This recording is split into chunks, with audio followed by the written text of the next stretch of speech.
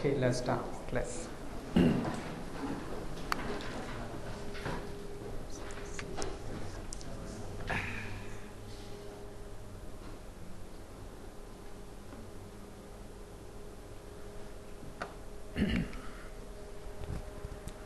Namo tassa bhagavato arahato samma sambuddhassa. Namo tassa bhagavato arahato samma sambuddhassa. Namo tassa bhagavato arahato samma sambuddhassa. Good afternoon, everyone.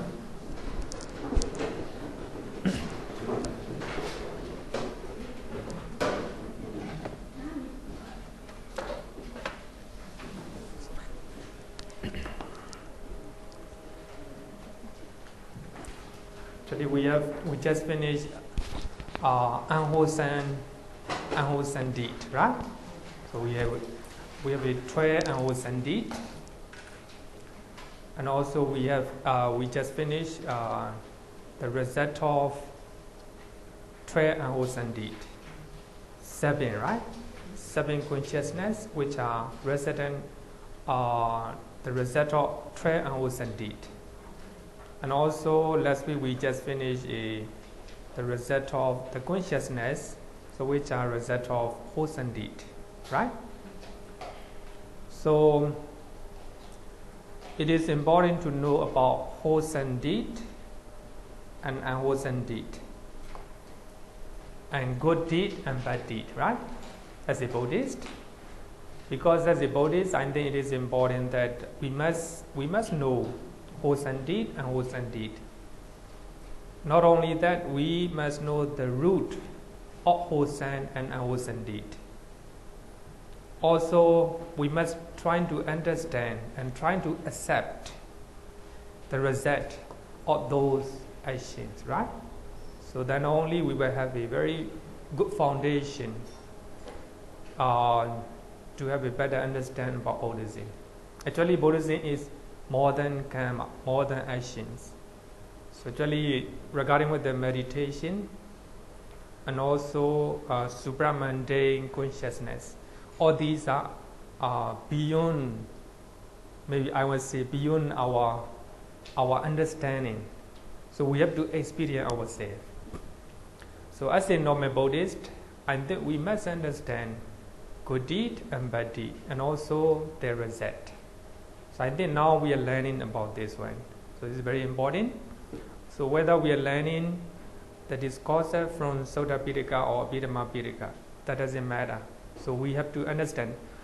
So that means the teaching from Sutta Pitaka and the teaching from Abhidhamma Pitaka are the same, right? So therefore, now we are trying to understand good deed and bad deed. So as stated in Abhidhamma Pitaka. So as you know, Abhidhamma Pitaka clarifying those good and bad deed. Not only that, the root of good and bad deed as well, very clearly, right?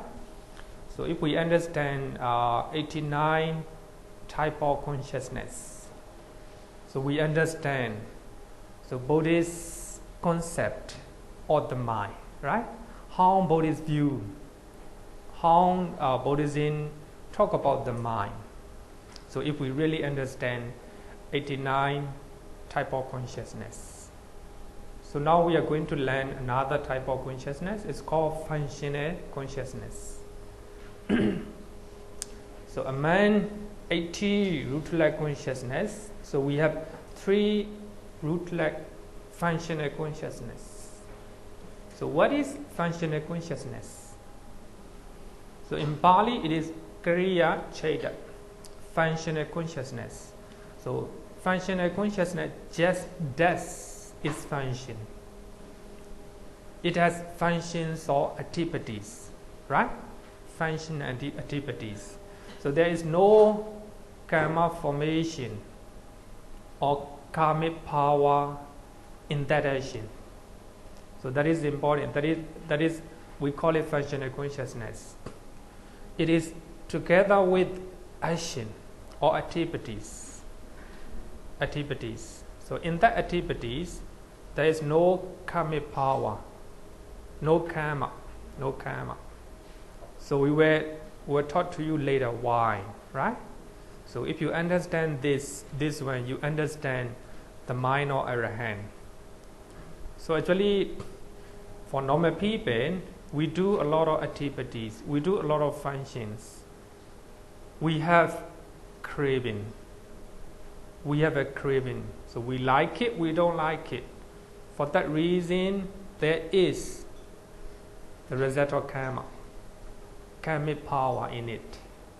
But for Arahant, so they don't have any craving. In their mind, they don't have like and dislike. They just function, right?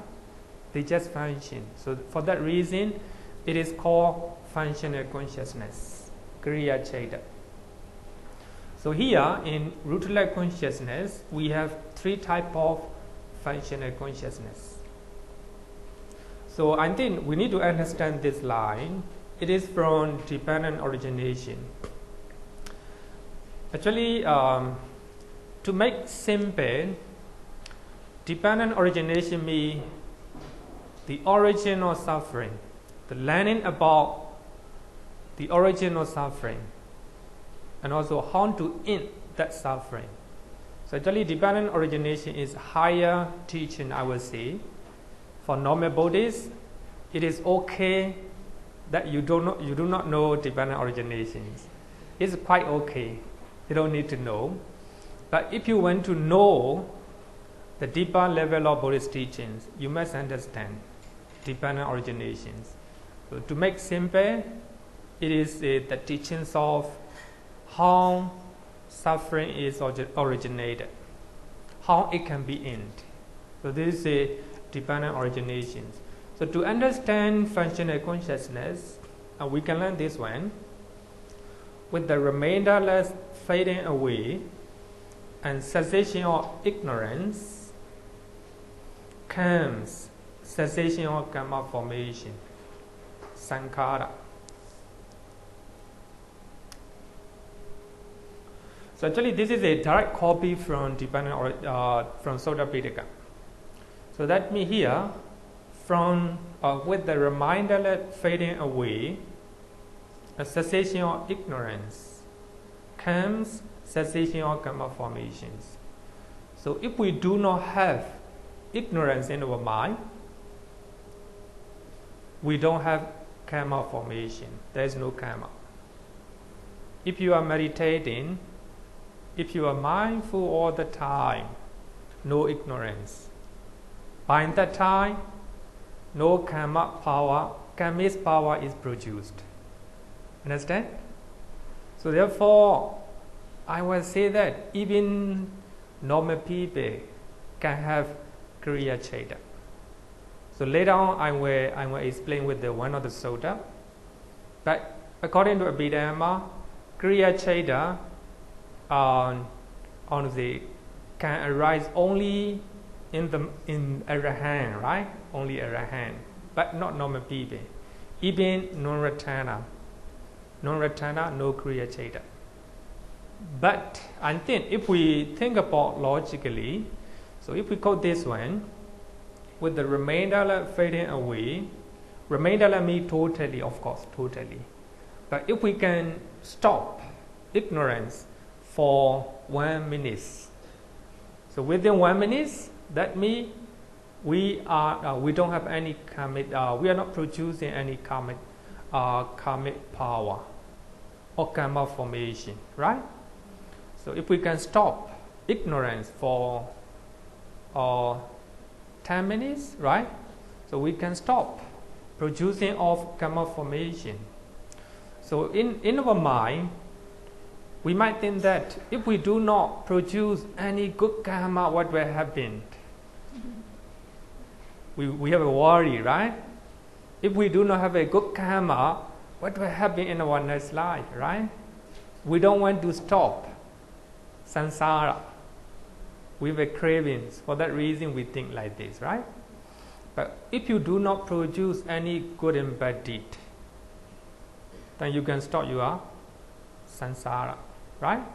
Sankhāra means circular suffering, according to Buddhists. Higher, I would say the higher teaching, right? Higher teachings. As a normal Buddhist, no need to think about dependent origination, right? So if we think about this discourse, so that means if we do not have ignorance means not knowing Four Noble Truths. In simple way, not knowing the real nature of our mind, our body, the environment, everything. So that means if we understand, if we are meditating, so we have a wisdom, we have an understanding what is happening in our mind, in our body, right? In our body. So there's no ignorance at the time. So if we can suspend ignorance for 1 hour, we stop producing karma for 1 hour, right? So by that time, I would say that you have a kiriya-citta, functional consciousness, just function. The mind just function, right? There is no kammic power. So we can quote dependent originations, but it is not in accordance with the Abhidhamma, right? My own interpretation. So sorry if it is wrong, right? Right? Here, what I want to say is functional consciousness. It means together with action. There is action and activities, right? So in that action, there is no ignorance. So for that reason, no kammic power in it, right? There's no, we cannot call either unwholesome or wholesome deed. We cannot call it the resultant consciousness, right? It is called functional consciousness. So here we have a 3 rootless functional consciousness. So the first one is 5 sense door adverting consciousness. Adverting consciousness, accompanied by equanimity. Actually, last week we have learned mind process, right? Mind process. So we have a stream of bhavanga. If the I consciousness, I consciousness is the mind process is going to come. So that stream of bhavanga have to stop, right? Then after that, we have either 5 sense door adverting consciousness or mind sense door adverting consciousness. So to be simple, 5 sense door switch or mind door switch, right? It's a simple way, right? Simple way to explain. Only after that we have eye consciousness or ear consciousness, nose consciousness, etc., right? Then after that, the receiving consciousness, the receiving the object. Then after that, investigate what is that object. Then after that, determine what is it. Then only after that we have jhāvana. Jhāvana means very powerful force. Powerful force. So we trying to experience that object full of force. So if we experiencing when in a bad way, so that will be unwholesome deed, right? Unwholesome deed. It depends on our determination, how you determine, right? How you determine. Even though the object is bad, object is not pleasant for you. So if you have a good determination, that means wise thinking, right? Wise thinking. Or I want to say the right thinking, right intention, right attitude, then it can be a good deed. Even though the object is pleasant. So if you don't have right intention, samma sankhāra, right attitude, then it will be unwholesome deed, right? So it depends on how you determine it. So here, 5 sense door abiding consciousness means 5 sense door switch, accompanied by equanimity. It can be divided into 2 words, panchadwara avijana. Panchadwara means 5 doors. So here, 5 doors means eye, ear, nose, tongue, body. Avijana means turning. Is it different? Adverting and turning is different. Here, turning means this consciousness turns the mind toward the objects. Actually, before unconsciousness, right? Before unconsciousness, the mind is in bhavanga, light continuance, stream of light continuance.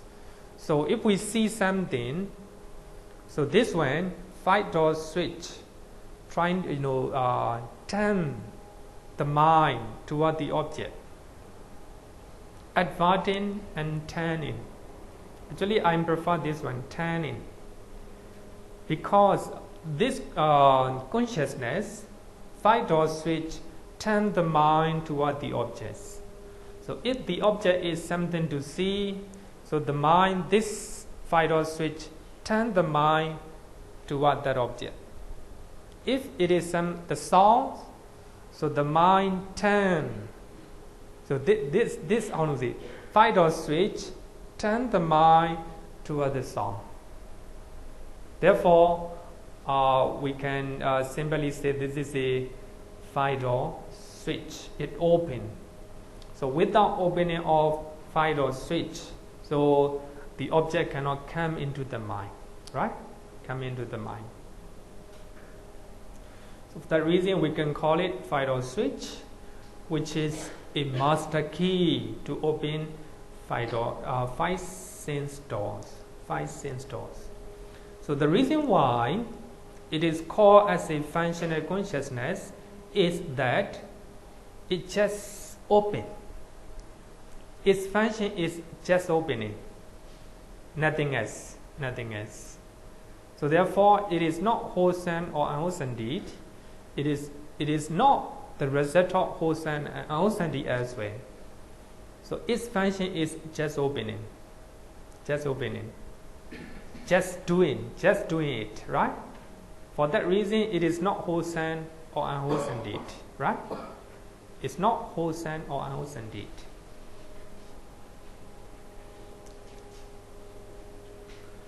Therefore, I think it is good to understand mind process, right?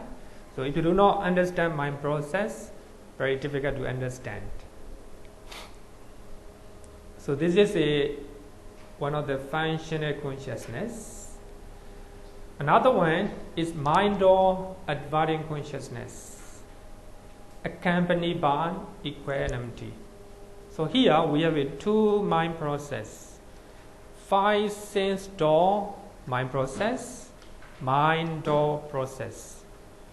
5 sense door process means when we see something, when we hear something, when we smell something, when we eat something, when we touch something. 5 sense door, right? Physical one. Here mind door, a mental one, right? Mind door. So this one, mind door adverting consciousness.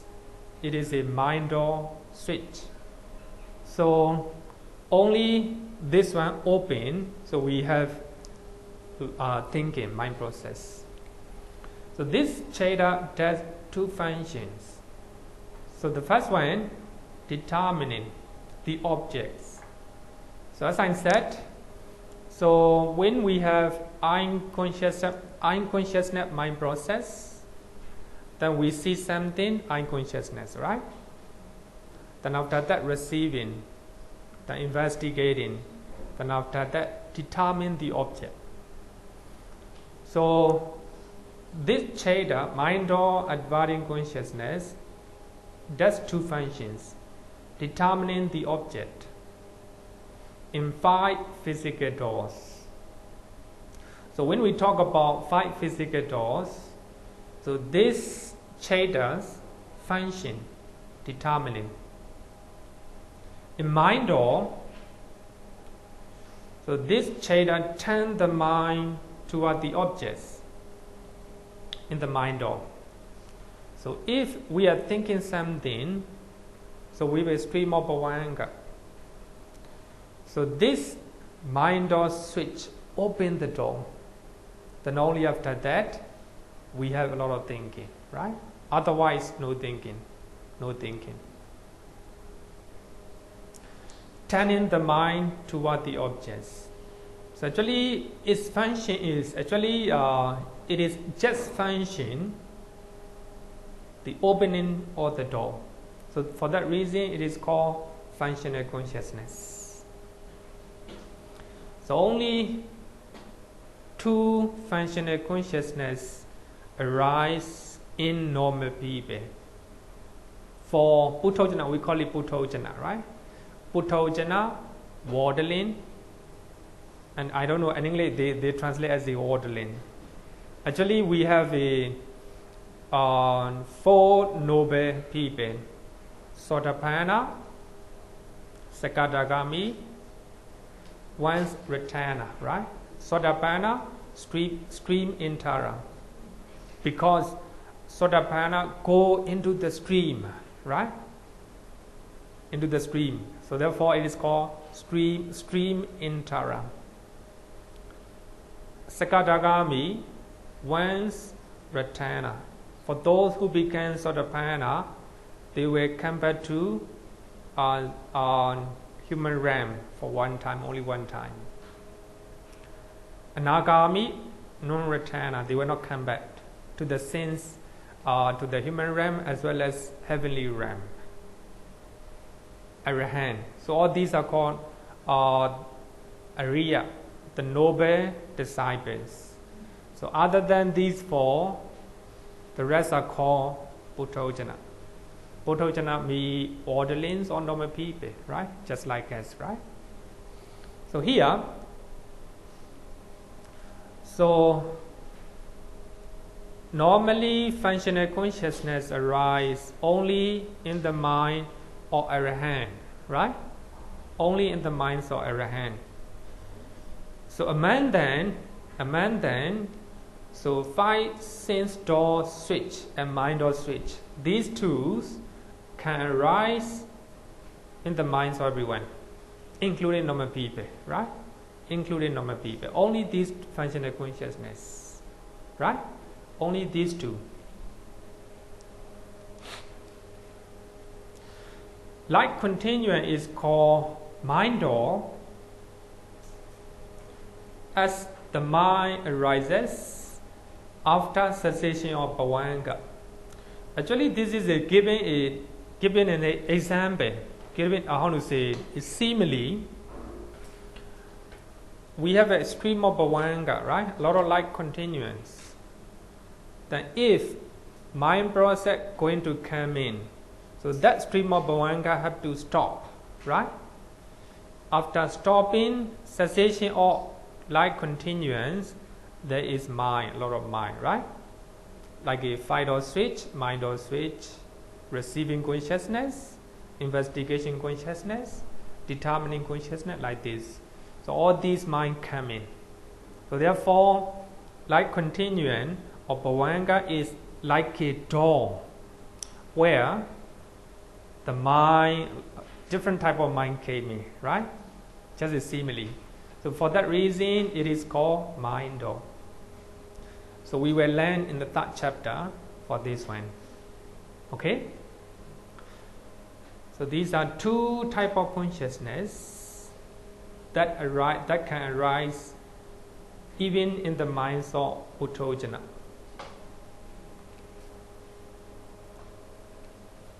Number 3, smile producing consciousness accompanied by joy.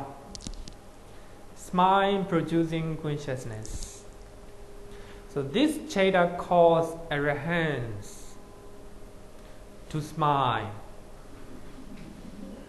So therefore, not for normal people, only for arahants, right? So actually here, arahant, when we talk about arahants, this is not my writing. Bhikkhu Bodhi write in this way.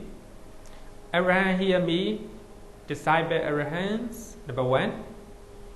Number 2, Pacceka Buddha. Number 3, Sammasambuddha.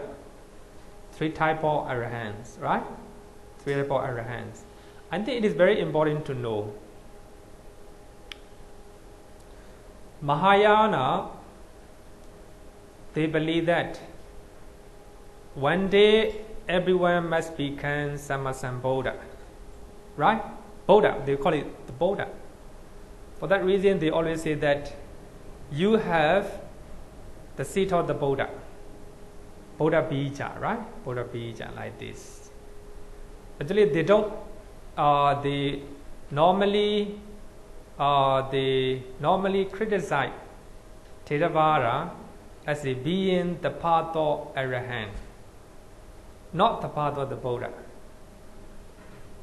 Actually, both Theravada and Mahayana, I will say, go extremes. They do not have a proper understanding. Number 1, so actually everyone can be the Buddha. It is not wrong. Everyone, even the Buddha, is arahant. It is also not wrong, because the Buddha, Pacceka Buddha, and normal arahant, all these are called arahant. In the Pali Canon, it is clearly mentioned in this way. Actually, the difference between normal arahant and the Buddha, Gautama Buddha, is that the Buddha realized the truth by himself. The normal arahant follow his path. The enlightenment, what they realize, is the same. No different. You attain enlightenment, Gautama Buddha attain enlightenment. You attain Nibbana, you experience the bliss of Nibbana. The Buddha, Gautama Buddha, experience the bliss of Nibbana. No difference. For that reason, we must have a better understanding that. So Mahayana, they want to criticize the Theravada are practicing the path of arahant. So they are practicing the path of Sammasambuddha. So therefore, I think the two, both Theravada and Mahayana, they don't have a better understanding. So actually in Pali Canon, it's clearly mentioned that the Buddha also arahant. In many suttas, I would say many suttas, it's clearly mentioned that the Buddha is arahant, right? Buddha arahant. So this is just for the knowledge, right? It's very important, I think. There's no difference regarding with enlightenment or realization. You attain enlightenment, you became arahant. And Gautama Buddha also attained enlightenment under the Bodhi tree. The same thing, no different. So therefore, we have eight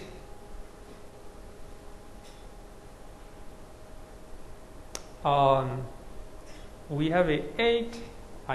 don't know in English. The characteristics of great characteristics of Buddhism. So one of them is, in Buddhism there is only one taste. There is only one taste. That is enlightenment. So just like give the example. So the great oceans, they have only one taste. Very salty, right? Very salty. Just like that, in Buddhism, we have only one taste. That is enlightenment. So enlightenment of normal arahant and enlightenment of the Sammasambuddha, Gautama Buddha is the same, right? This is just for knowledge. It's a very important one. So this smiling, producing consciousness causes the arahants to smile. It occurs only in the minds of arahants, not in normal people, not even Sotapanna, Sakadagami, Anagami, right? Of course, we smile with the different other type of minds, right? Sometimes, of course, we smile sometimes with the greed, right? We have something, therefore we smile, right? We smile. So this is sometimes we smile with the lokuttara-citta, the consciousness rooted in greed, right? Sometimes we are happy by doing good deed. So we smile with the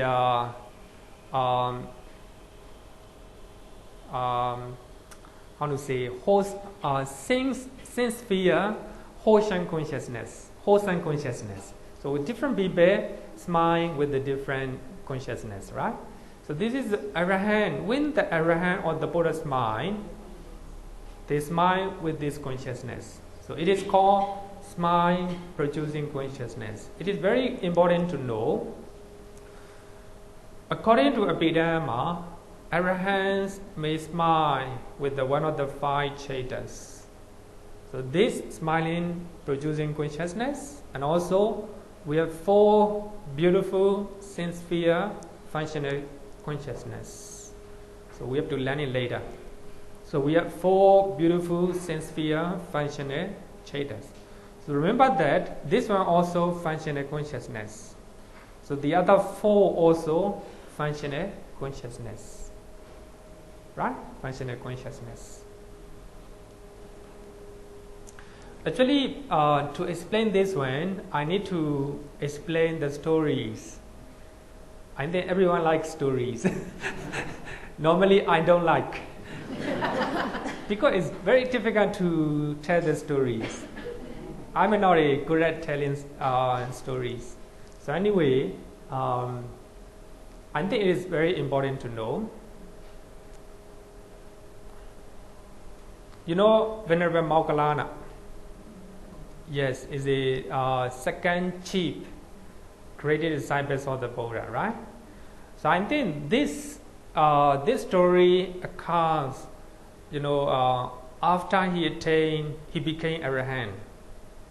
So as you know, they are disciples of other religious leaders.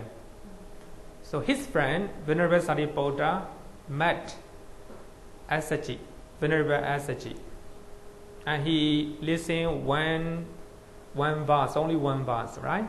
After listening that teaching, so actually it is the Four Noble Truths.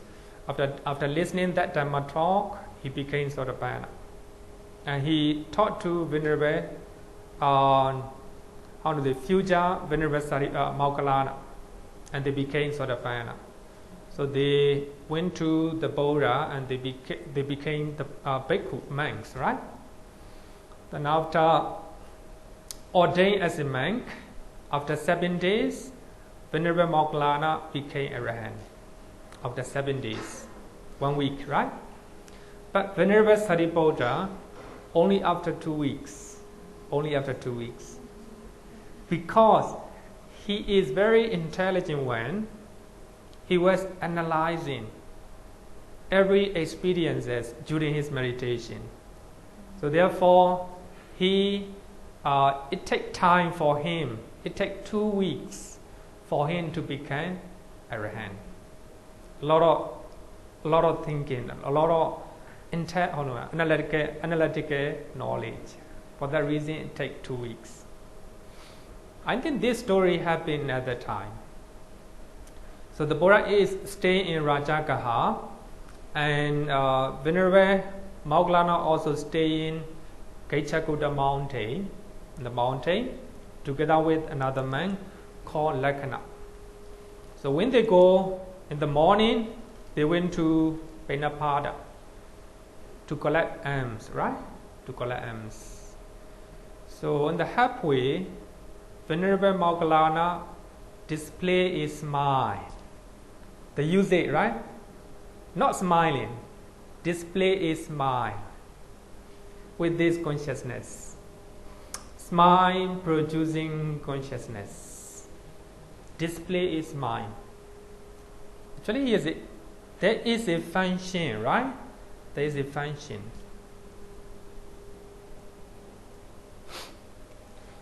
The smile producing consciousness involves activity. Yet, this activity is not karmically determinate, since there is no craving when Arahant is smiling. Normally, we smile because we have something we want, right? Sometimes we smile with the happiness to do something good deed, right? So there is a craving in our mind. Sorry? Actually, the craving is very wider sense. I don't like it, you don't like it. It takes time to explain. Suppose you eat something, I don't like it. This is also a type of craving. You don't like it, right? Together with hatred, you hate it. I like it. I like this food, right? Together with the craving. This is also a type of craving. So therefore, as a normal, if you are a normal Buddhist, don't think about this one.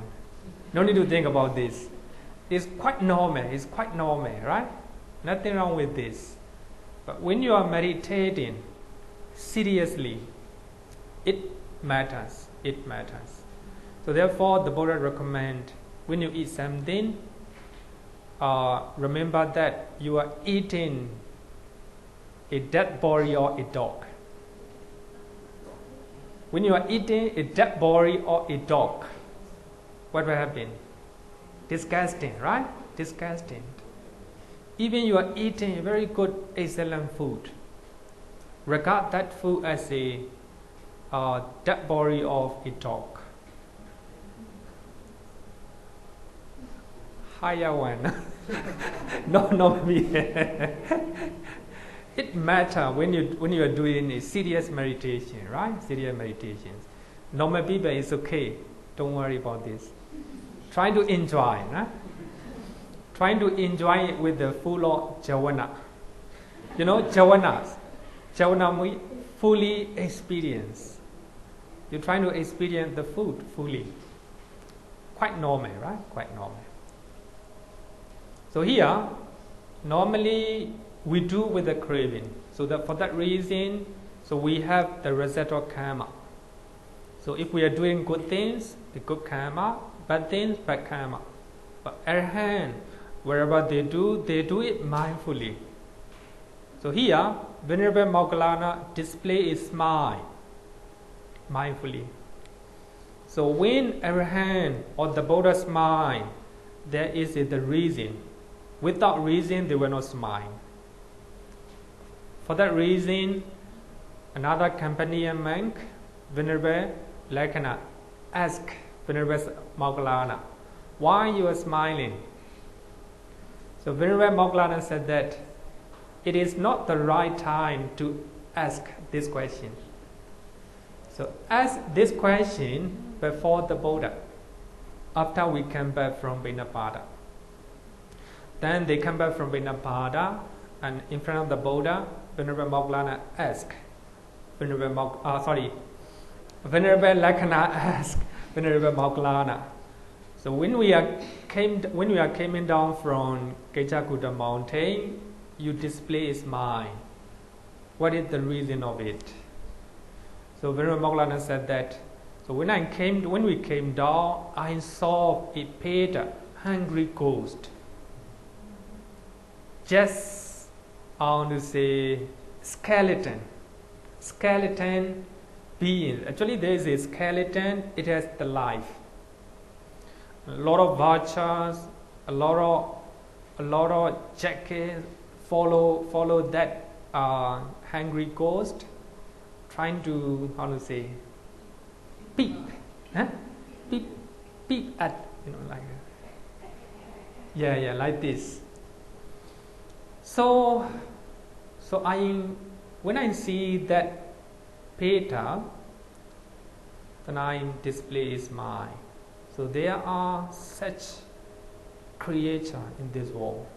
Actually, normal people cannot see. As you know, Venerable Moggallana, he has a psychic power.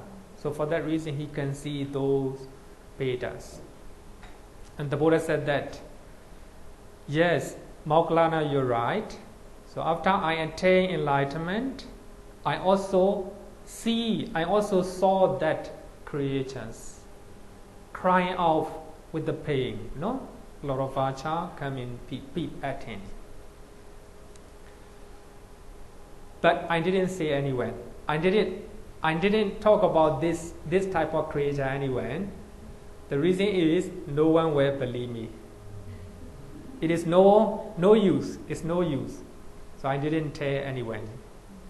He saw it, right? So there are such people. Actually, this is from Samyutta Nikaya, from Pali Canon, right? So what I want to say is, the Venerable Moggallana displays mind. There is action. So in his action, there's no craving. I like it or I don't like it. Just display is mind. The reason is there are such a creature in this world, right? Because he just attained, he just became arahant together with high psychic powers. So as a result of psychic power, he can see them, right? For that, he's mind. So there are many occasions the Buddha displays mind, and Venerable Ananda asked the reason why, right? So actually, without the reason, the Buddha and Arahant were not sure it's mind. So when the Buddha smiled, he just smiled, showing his teeth. Not like us, right? So when we are smiling, sometimes we smile very heartily. Sometimes tears came down. Because we have a lot of greed and also a lot of joy, right? Joy sometimes because of happiness, right? So this smile-producing consciousness involves action, but there is no karmic power in it. Thus, it is not capable of producing karmic result. So therefore, it is one of the functional consciousness. Functional consciousness. It just functions. There is no craving in it, right? So therefore, when you are smiling, trying to, analyze your mind, right? You are smiling with which type of the mind you are smiling, right? Like this. Any question? Okay. Peta. Peta, actually different type of peta. So the most common one is ghost. Actually, some people encounter ghost, right? So actually, these are peta, different type of peta. So the peta, when Venerable Moggallana saw a different one, very big one. So most of them ugly pictures, ugly faces, and ugly body, right? So therefore, we afraid of ghosts, right? Actually, the ghosts are what we see in our environment, not frightening at all. But they are more ugly ghosts. So when we have a psychic power, we can see them. Actually, I haven't seen. I haven't seen because I very often said that only two people can see ghosts. One, unlucky people. One who has very psychic power or deeper level of concentration, they can see it, they can experience it, right? So anyway, they are also a type of living beings, right? So we cannot see them.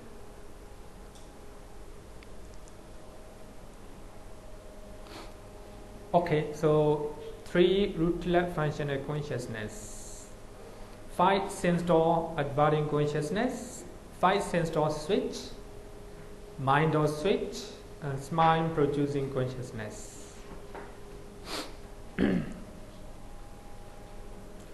So now we have learned 12 unwholesome deed, unwholesome consciousness, and also 80 rootless consciousness, altogether 30.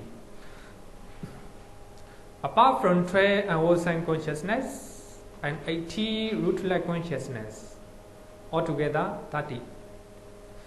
The rest of the chapters, altogether we have 59 or 91. There are 2 ways to enumerate. So one is in summary, another one is in detail, right? In detail. So we have a 59 or 91 are called beautiful consciousness because they are accompanied by beautiful mental factors. In 2nd chapter, we have to learn mental factors. So that determine these mental factors determine our mind, whether it will be good or bad. So therefore, 2nd chapter very important. If you want to stop this class, only after 2nd chapter. Because I think among the 9th chapter, 2nd chapter is the most important, I think. Because it's talk about mental factor, which determine our state of mind, whether our mind is good or bad, right? So we should know. So if we know 52 mental factor, we know our mind better. We can determine the state of our mind. Beautiful consciousness, sobhana-citta, because they are accompanied by beautiful mental factors. So mental factor means cettasika. So as I said, the mental factor determine the color of our mind, right? Whether it will be good or bad. So here I just mentioned CMA, Comprehensive Manual of Abhidhamma, page number 45. HAS, Handbook of Abhidhamma Studies, Volume 1, page number 101.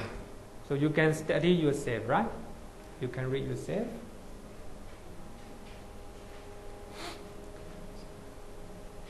So what are the 59 beautiful consciousness? Number 1, Sense-sphere beautiful consciousness. So we have 24 kāmāvacara-sobhana-citta. Number 2, 5 material sphere consciousness. We have 50. Number 3, immaterial sphere consciousness. We have 12. We have its supra-mundane consciousness. In summary, we have 8. So when we enumerate in detail, 40. So altogether, 59 or 91. So these are called beautiful consciousness. The reason is they are associated with, they accompanied by beautiful mental factor. Now, number 1, 24, Sense-sphere beautiful consciousness. 24, Sense-sphere beautiful consciousness. Number 1, Sense-sphere wholesome consciousness. Kusala-citta. Kāmāvacara-kusala-citta. We have 8. Sense-sphere resident consciousness. If we do number 1 type of consciousness, you will have number 2, result. As a result of good things, you will have a good result, right? Sense-sphere resident consciousness. And number 3, Sense-sphere functional consciousness. So these consciousness occurs only in the minds of Arahant. Functional consciousness, right? Functional consciousness. So altogether, 24. Wholesome consciousness, resident consciousness, functional consciousness. So we have learned 12 unwholesome consciousness, right? And also the result of unwholesome consciousness. Here, wholesome consciousness. And the result of wholesome consciousness, resident consciousness. So if Arahant do something good things, so they will have functional consciousness. So altogether, 24. Sense-sphere Wholesome Consciousness. Sense-sphere Wholesome Consciousness is divided into 8 types on the basis of 3 principles. Number 1, feeling. So when we do good things together with the joy, sometimes together with equanimity, 2 types of feeling, right? And the presence of knowledge or absence of knowledge. We do good things, we know that it is good things. Sometimes we do good things, we do not know, right? Not knowing, we do good things. So the presence of knowledge or absence of knowledge. Another one, the degree of volition or the prompted or unprompted. So if you have higher degree of volition, that will be unprompted. If you have lower degree of volition, prompted, right?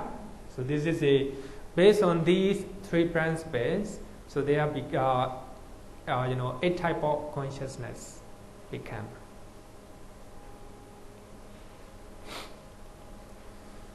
They arise in the worldlings, puthojana, and trainees, sikha. So here training me stream antara, once returner, non returner, stream intara, sodapana, once returner, sakadagami, non returner, anagami. So these 3 are called trainees because they still need training, right? Training. So Arahant is called asika. Arahant no need training, finish everything, right? So therefore asika. So whenever they perform wholesome state of mind pertaining to the sense sphere. So here sense sphere is very important. So we have 5 material and immaterial, supra-mundane, right? So these are very higher level of consciousness. So here, pertaining to the sense sphere. So when we are listening the Dhamma talk, we use our sense, right? Ear sense. So when I'm in teaching, I use my mouth, right? Together with sense. So we are accumulating good deed. So pertaining to the sense sphere. These chatter do not arise in Arahants whose actions are without karmic potency. So these wholesome consciousness cannot arise in the minds of Arahant. The reason is no craving, right? No craving. Normally within that, craving is very bad. Not like this. It's a different degree, right? You crave for nibbana. Very good, right? Very good. You have a craving to come to Mangala Vihara. Is it good, right? It's a good thing, good craving. Like this, different level, we have to understand. So Arahant, they do not have craving. For that reason, so there is no karmic potency. Number one consciousness accompanied by joy associated with the knowledge unprompted. Actually, when you understand a type of consciousness rooted in greed, you understand this one. Just replace wrong view, just replace knowledge, just replace, right?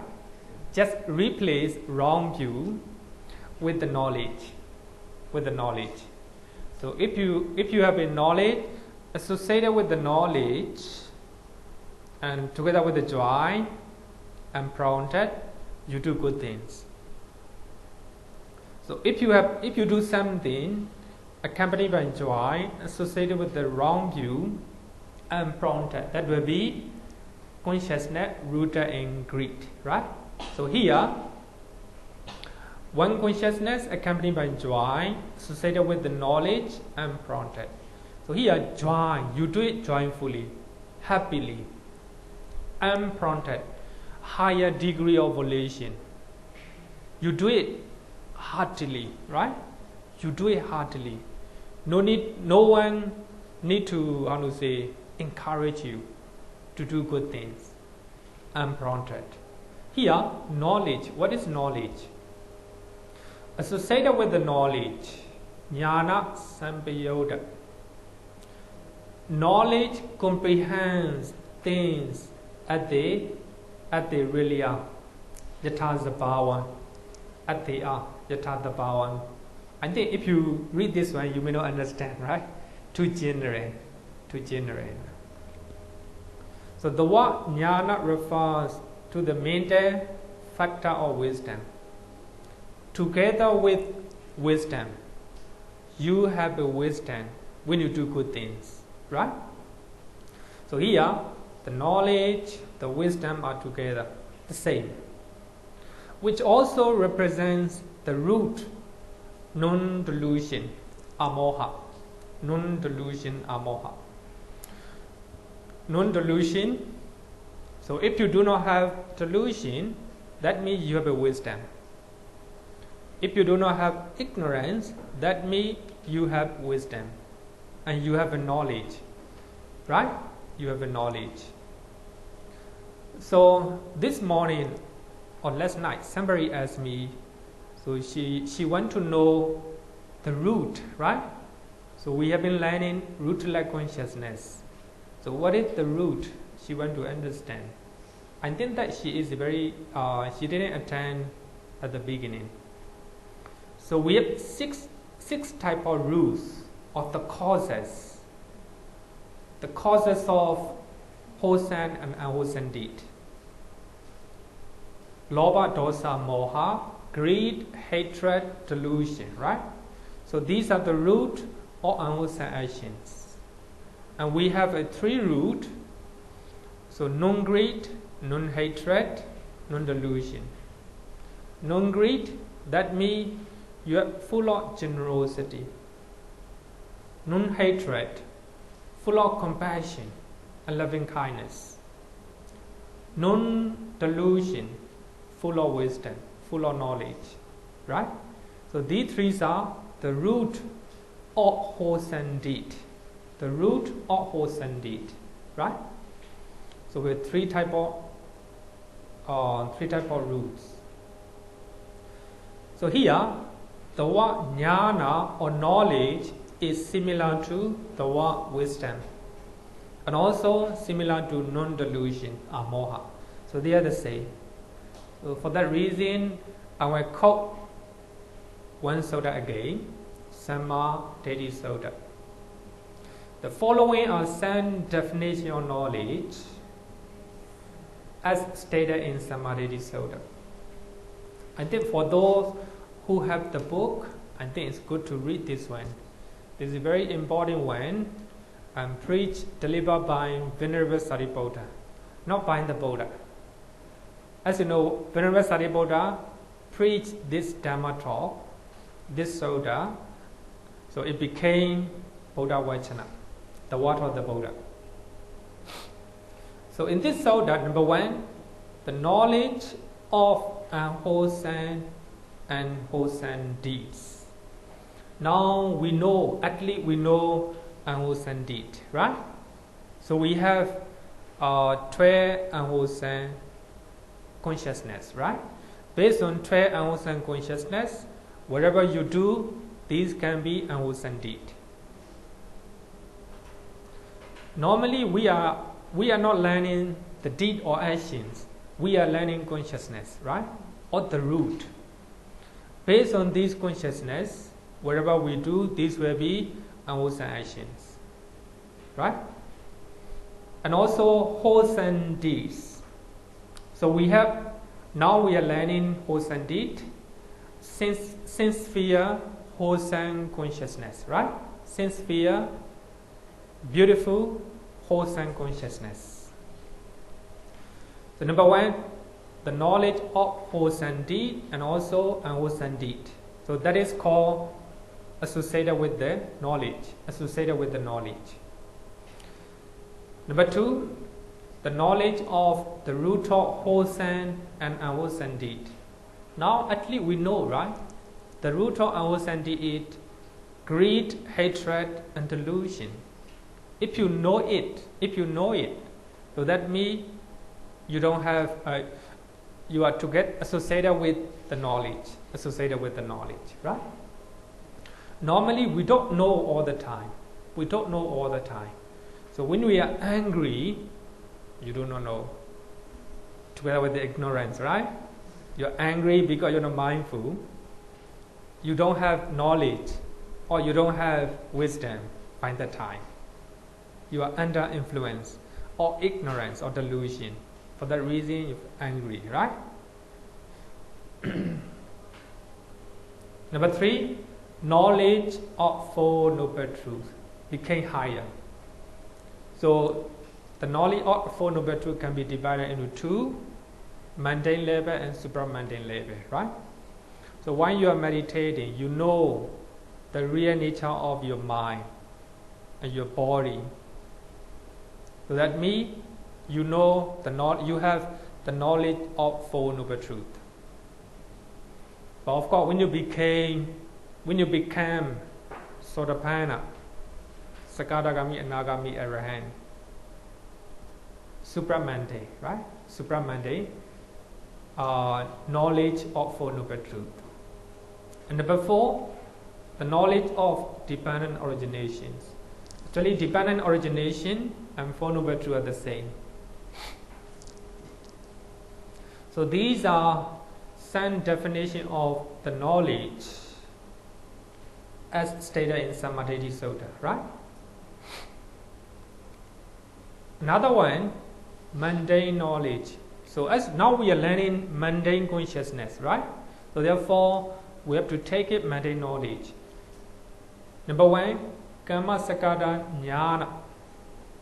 The knowledge or the right view of the idea of ownership for karma. Actually, I have explained one or two times here, right? The ownership for karma. So when you're doing unwholesome deed, if you experience the result of unwholesome deed, you accept it.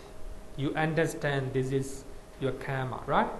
So everywhere you are owner your own karma. Like this. This is a mundane knowledge. So therefore it is important. So we have learned rootless consciousness, right? So resident consciousness of unwholesome deed. Resident consciousness of wholesome deed. We understand, right? We understand about karma and the result of the karma. So if you really understand, if you can accept it, you don't need to blame anyone. You don't need to blame yourself. Just understanding, right? We blame ourselves, also mean no understanding. You blame other, worse. wherever we are the owner of our own karma, right? Our own karma. Just understanding. You just understand the result of karma, right? the karma. So if you understand it, no need to blame. At peace, right? At peace. Number 2, vipassana ñāṇa, the knowledge of insight. Inside me, vipassana. Inside me investigates the mind and matters. Not only material, every material phenomena, right? Every material phenomena. If something happened to your car, that is matter, material form, right? Material form. If something happened to your car, the result of karma. You accept it, right? If you accept it, no suffering here. So therefore, knowledge or ñāṇa is very important. So here, not only the mind, not only the body, but also every material phenomena.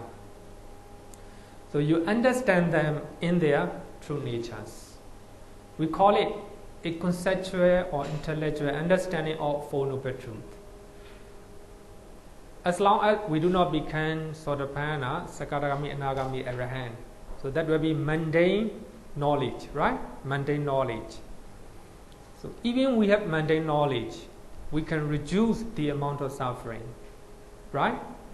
So if we have number 1, we can reduce a lot of suffering, right? We understand the karma and its result, right? No blaming other people, no blaming ourselves, right?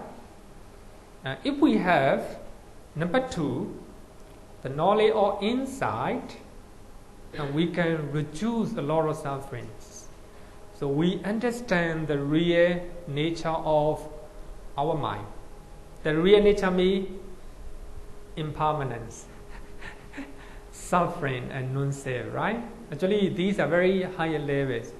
So if you, I think, as a Buddhist, I think it's good to know those terms, right? So if you have number 2 knowledge, then you can reduce, big amount of suffering. We call it conceptual and intellectual understanding of the Four Noble Truths, right? So if you have all these knowledge, so that means associated with the knowledge. So when you are doing good things, actually I will explain what are the good things later on, right? What are the good things? So actually, wherever you do good things, you do it with the 8 type of consciousness. Number 1 is, so one type of consciousness accompanied by joy. You do it joyfully, happily, right? So when you are doing good things, when you are meditating, you do it joyfully, happily, right? You do it happily. Normally, when we meditate, we are not doing happily. We do that, it is good, right? So with this understanding together, associated with the understanding, right? Unprompted. So this is a knowledge. Knowledge, I think it is a, regarding with the knowledge, I think this one is much more better. Much better. The knowledge of wholesome and wholesome deed. So the knowledge of their roots, and the knowledge of Four Noble Truths, the knowledge of divine origination, right? Much better. But as a normal Buddhist, if you know number 1, number 2, more than enough, right?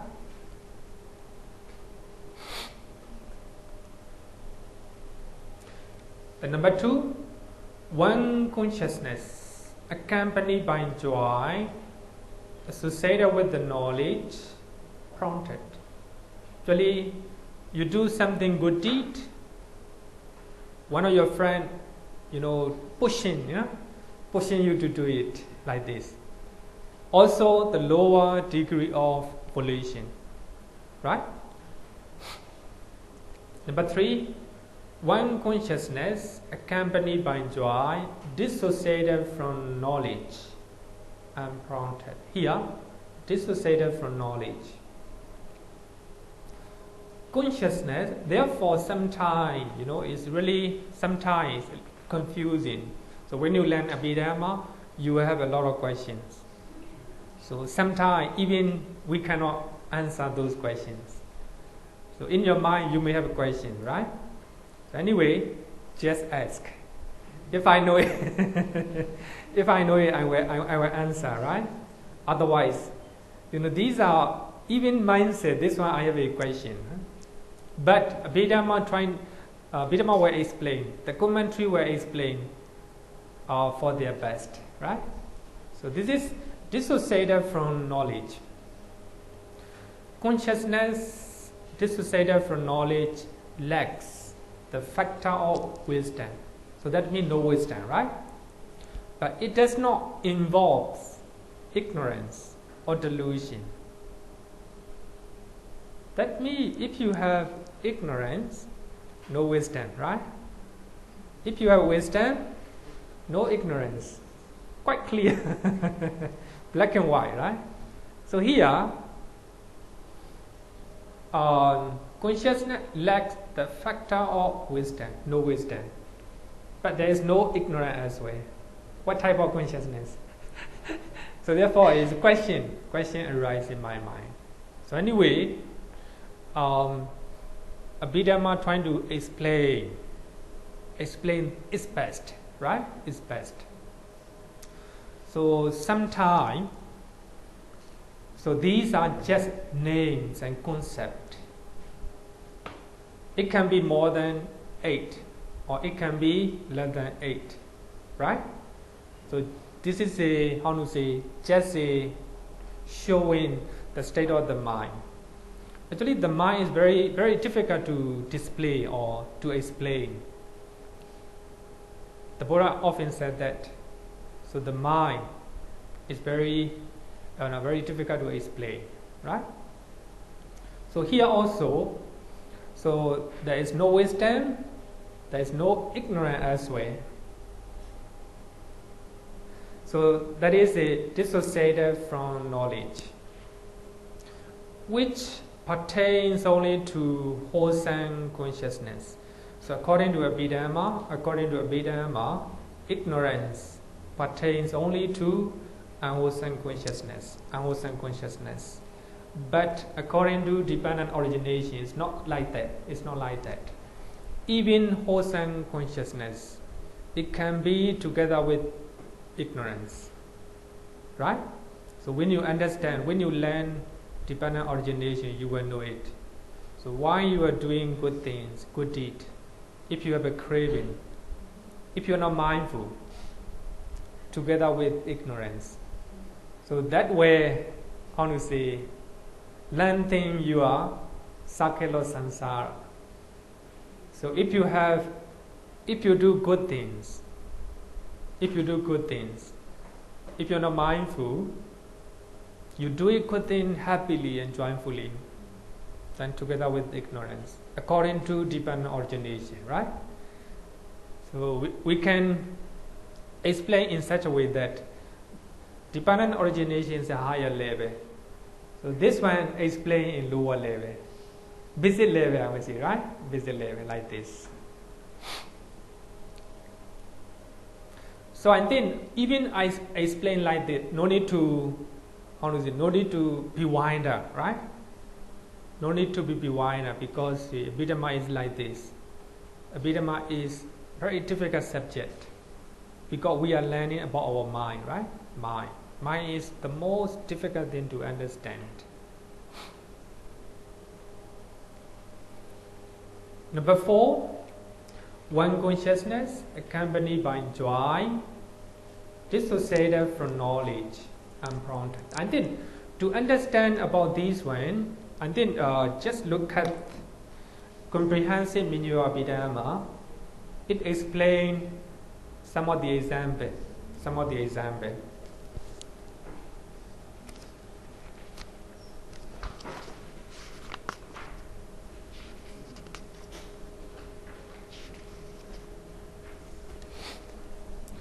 Page number 48.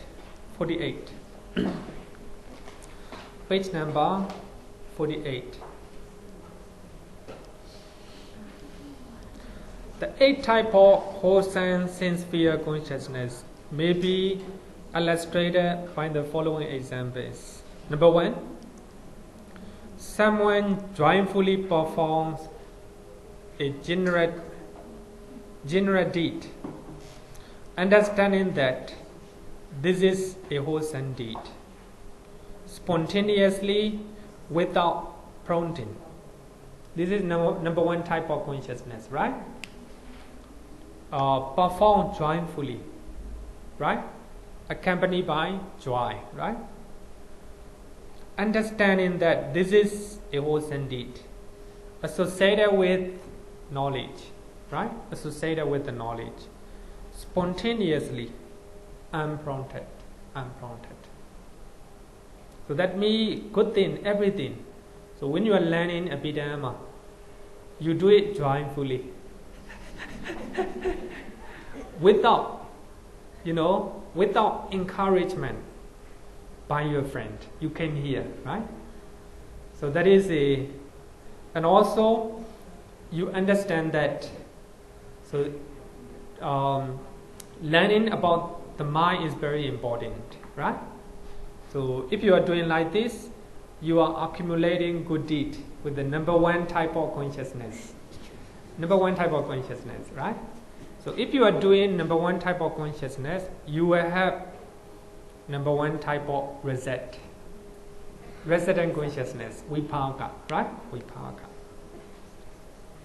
Number 2, someone performs the same good deed with the understanding after deliberation or prompted by another.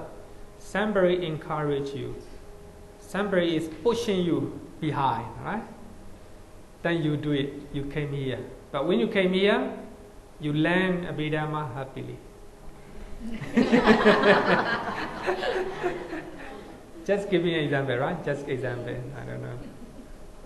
Number 3, someone joyfully perform a general deed without prompting, but without understanding that this is a wholesome deed, right? Without knowledge. So like this, I think you can understand. Not very difficult, right? Not very difficult.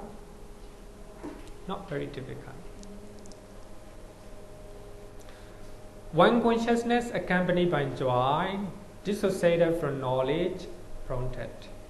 So the rest of the 4 are accompanied by equanimity, right? Equanimity. As you know, so when you are doing good things, you are not joyful, right? You are not doing happily. Sometimes, even though you are doing good things, right? You, without happiness or maybe without interest, you do it. But you know it is very good, right? It is very good. Like this. One consciousness accompanied by equanimity, associated with the knowledge and prompted. So you do meditation at all, not with the joy, right? Joyfully. But you know that it is very useful in your daily life to handle your problem like this. Associated with the knowledge, right? Associated with the knowledge. Without, with the higher degree of volition or motivation, you do it. But equanimous feeling, right? Equanimous feeling like this. Number 6, accompanied by equanimity, associated with the knowledge, prompted. Number 7, consciousness accompanied by equanimity, dissociated from knowledge and prompted. Dissociated from knowledge, prompted. All these are 8 types. So if you understand 8 types of consciousness rooted in greed, you understand 8 types of consciousness, 8 types of wholesome consciousness. The reason is the difference is the absence of absence of wrong view and presence of wrong view, right? Together with the wrong view, together with the right view. So I think that, what is it? Today I need no time to talk about 10 bases of materialities. So when we are doing good things, we do based on these 10 things, right? According to Buddhism. According to Buddhism. Any question?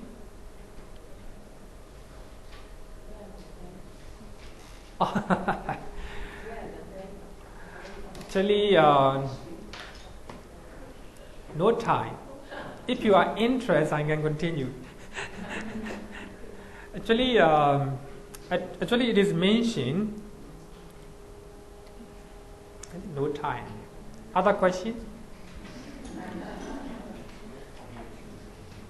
Because we need to explain, one by one.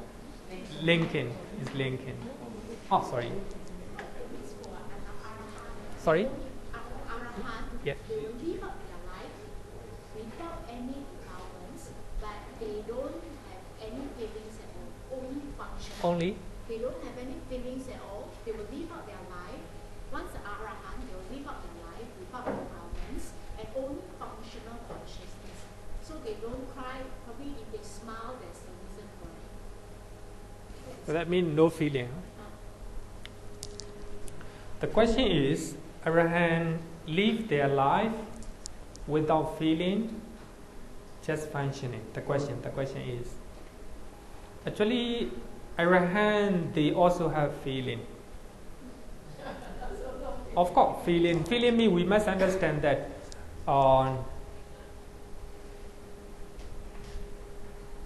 dependent on contact, right? Dependent on contact, we have feeling. Depending on feeling, we have craving, right? This is normal mind process for normal people. For Arahant, depending on contact, here contact means you see something, right? There is contact. You hear something, there is a contact. And you eat something, there is a contact. After contact, there must be a feeling, whether Arahant or normal people. Feeling, right? But Arahant, when they are eating, when they are seeing someone, when they hear somebody's voice, very mindful. Then I would say that after feeling, mindfulness, sati, right? After feeling, mindfulness. For normal people, after feeling, craving. I like that person. I don't like that person. I hate that song, right? I love it like this. Craving. Because we are not mindful. Of course, we can be like an Arahant. We see somebody, then there is a contact, right? Then after contact, feeling. There is a feeling, pleasant or unpleasant, right? Pleasant or unpleasant or neutral feeling. Then we are mindful. Then there is no room or no place for craving. So if we are practicing like this, if we are mindful all the time, and we have become like an Arahant. So when we can continue this way, so shortly we can become Arahant. No, continuous mindfulness. What I mean is continuous mindfulness. Shortly, really shortly. So in Mahākusala-citta Sutta, and the Buddha said that if you are mindful, if you are practicing 4 foundations of mindfulness, even within 7 days, right, you can become Arahant. If there is craving less, you can become Nirvana. Or 1 month, 2 months, 3 months, like this, up to 7 years. It depends, right? So what I want to say, shortly. So if you are mindful all the time, so I think later when we learn functional consciousness, I will explain with the reference to the suttas. So the reason why we can become we can experience functional consciousness as well, right? Actually, according to Abhidhamma, it's no. But I think according to the Sutta, so we can, of course, at least 1 or 2 minutes or 10 minutes, we can become like an arahant. So if we are practicing non-stop continuous mindfulness, right? There is stay feeling, either pleasant or unpleasant, or neutral feeling. Then after that, if we are mindful, mindfulness, craving cannot come in, right? Craving cannot come in. Okay? Any question?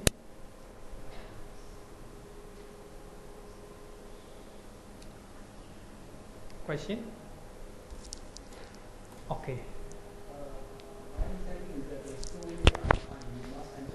Sorry? Once you become an arahant, you must enter the sankhāra number. If not, 7 days not. Oh. It is very often asked question. Actually, very good question. Of course, according to commentaries, I would say, according to commentaries, here I think you must understand that Pali Canon mostly contains the works, the original teachings of the Buddha, right? And also the great disciples of the Buddha. The commentary define some of the definition or some of the meaning of the Pali Canon, right? So here, many people have the view that not only the people but also many monks, according to commentary, today you became arahant. Tomorrow you have to become either monks or nuns, otherwise you died. This is according to commentary. The reason is, of course, in the Pali Canon there are some example for that. Some example for that. For those who became, actually, I will share that story later. He became arahant, and he requested the Buddha to become the monks, to get ordination. And the Buddha said that you need to find out the ropes and the bow by yourself. And he go out in search of the ropes and the bow. Then halfway, he was killed by the call. He was killed by the call, right? On that day, he died, right? Like this. There are some story. So for that reason, commentary define that someone either man or women, after they became arahant, they must become monks and nuns. Otherwise, they died. Therefore, it is a commentary explanations. It is not so. It's not so. But when you become arahant, you cannot stay at all. The reason is, you cannot stay among the people. Among the people, very difficult to stay. A lot of things, don't do that, like this, right? A lot of restriction for you. You naturally inclined to stay in a quiet place and also more spiritual place. For that reason, by yourself, you are trying to get ordination if you become arahant. But it's not so that after you become arahant, you must become a monk, otherwise you will die. Not like this, not like this. Yeah, of course. Buddha's father, Suddhodana, and he also became arahant before he died. Just before he died. Shortly after that, he died. Actually, he died because of his old diseases, not because of becoming arahant, right? So as I said, even we become arahant, then you will not stay as a layman. So you will be a religious person. When they just now that one actually go to Buddha, I think he already Arahant, but he stay there. Then he called Buddha, asked him to go and get a rope, and then he died. So would he be rebirth again? No. Oh, he's still Arahant. Arahant. So therefore, he became Arahant as a layman, right? But the Buddha used the what? So after he died, and the Buddha taught to the monks, cremate that body and make it stupa. Stupa means, you know stupa? A chetiya, a tomb, like a stupa, like a pagoda, right? Like a pagoda.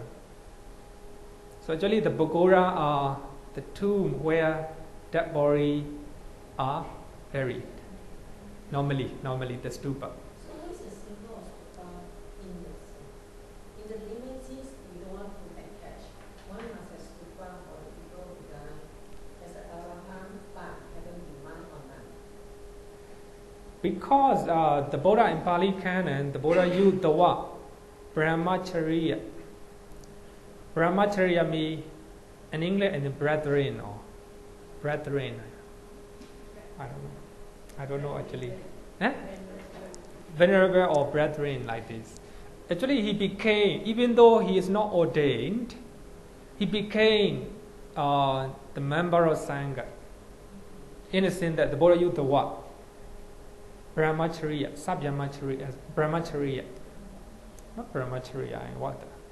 Maybe next week or I will explain, I will share that story again. Because connected with our lessons. With the lessons. So the Buddha used particular word in Pali word. This one, how to say, the symbol of the member of Sangha. He became like a monk. Right? Okay, so thank you for the questions. Then we'll close our lesson.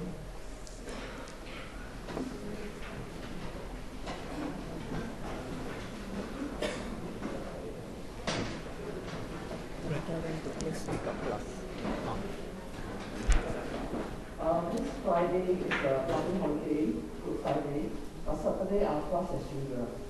Right? So we are not closing class as usual this Saturday. Thank you.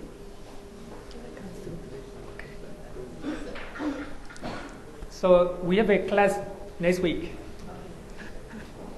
Okay. Yo varatam bhavaro manu jesu sakyamuni bhagavakata kecho paragato bala viriya samangi dan sukatam saranatamu bemi ragavi ragamani jamasoka dhammama sangatama patikulam madurami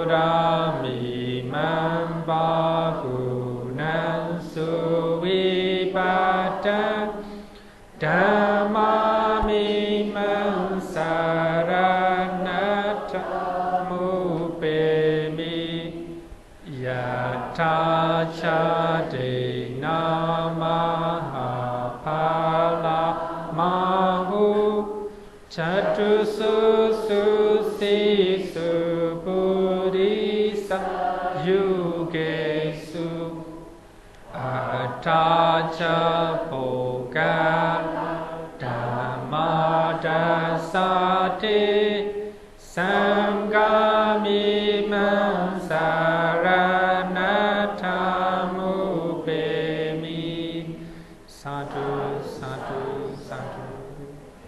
Okay, everyone.